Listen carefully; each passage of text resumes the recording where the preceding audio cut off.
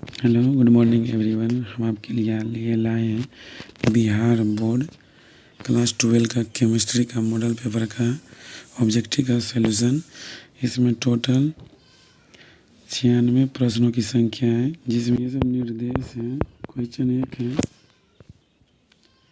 कि NaCl के रवा में एक Na प्लस कितने Cl माइनस आयनों से घिरा रहता है। तो NaCl ये होता है FCC में, और इसका सही जवाब होगा ऑप्शन डी।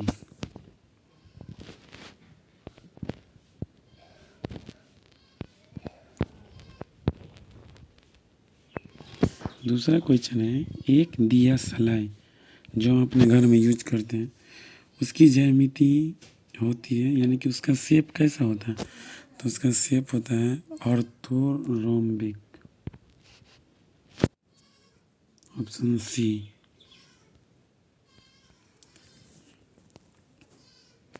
प्रश्न 3 है कि n गोलों वाले सीमित पैकिंग में अष्टफलक रिक्तियाँ की संख्या होती है।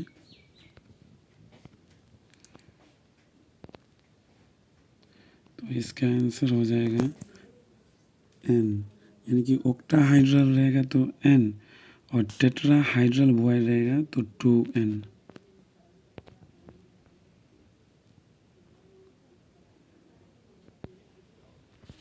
प्रश्न 4 है, निम्नलिखित में किस प्रकार के दोष में रवा के घनत्व में कमी आती है, यानी कि डेंसिटी में कमी आती है, डिक्रीज। तो ये मेरा हो जाएगा शॉर्ट की, और शॉर्ट की ऑप्शन बी इज करेक्ट। निम्न में कौन आदर्श विलयन बनाता है। तो आदर्श विलयन बनाता है जो बेंजीन और C6H5CH3 होता है टॉलिन, यानी कि ऑप्शन डी।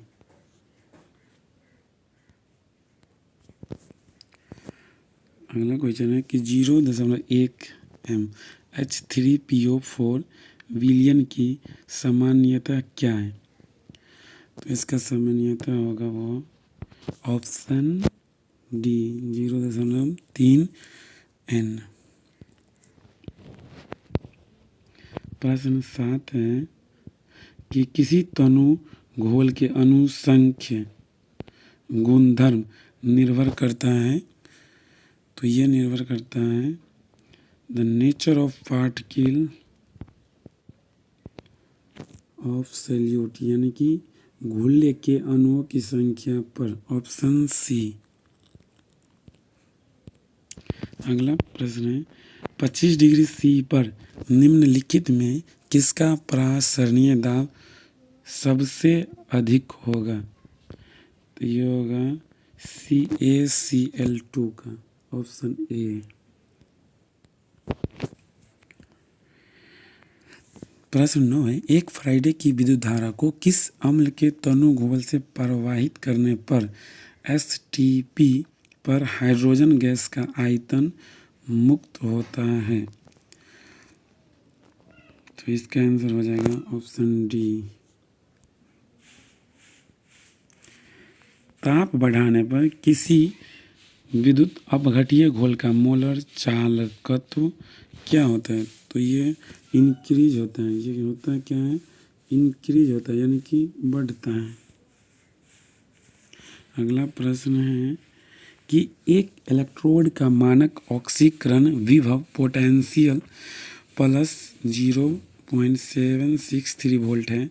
तो इसका मानक अवकरण विभव क्या होगा। तो प्लस है तो इसका हो जाएगा माइनस, ऑप्शन सी। अगला प्रश्न है कि लेमडा इन्फिनाइट NaCl बराबर होता है।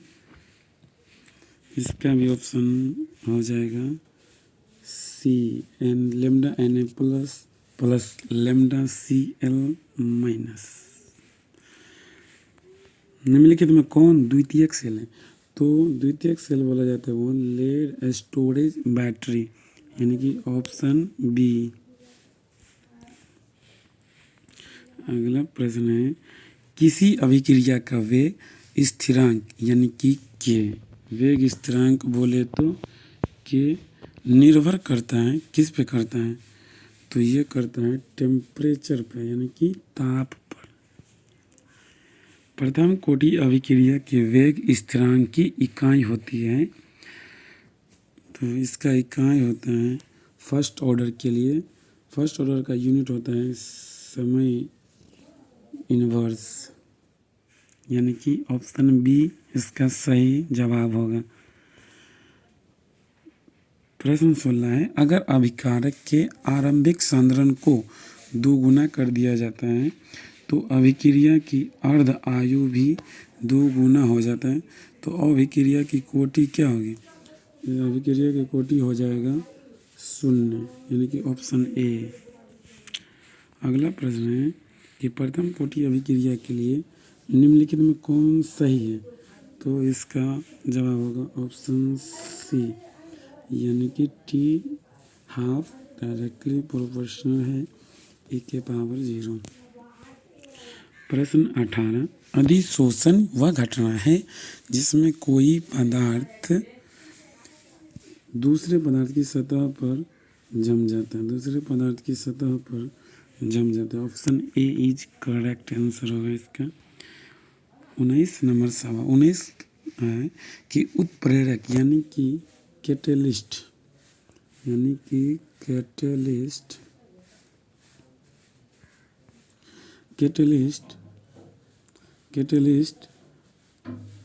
वह कैटेलिस्ट का क्या काम होता है, तो इसका काम होता है कि साम्यावस्था प्राप्त करने के समय को क्या करता है, वो घटा देता है। ऑप्शन सी इसका सही आंसर हो जाएगा।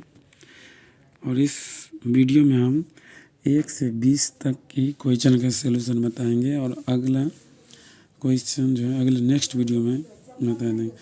लायोफोबिक कोलाइड का अस्थायित्व का कारण होता है चार्ज ऑन पार्टिकल्स, यानी कि option B charge on particle.